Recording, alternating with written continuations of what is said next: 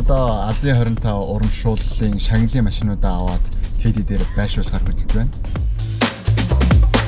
Suzuki Jimny машины 5 ялагч нэг болохыг хүсэх юм бол та яг одоо 14,000 төгрөг болон түүнээс дэш үнийн дүнтэй нэг татгаар цэнэглээд та нэг эрэхтэй болно.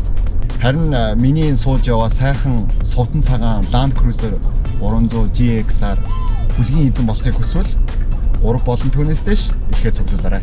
Харин та супер ялагч болох боломжоо нэмэгдүүлэхийг хүсвэл 25,000-ын онцлог карт эсвэл нэмэлт татгаар цэнэглээд ирэхээ 2-оор нэмэгдүүлээрэй.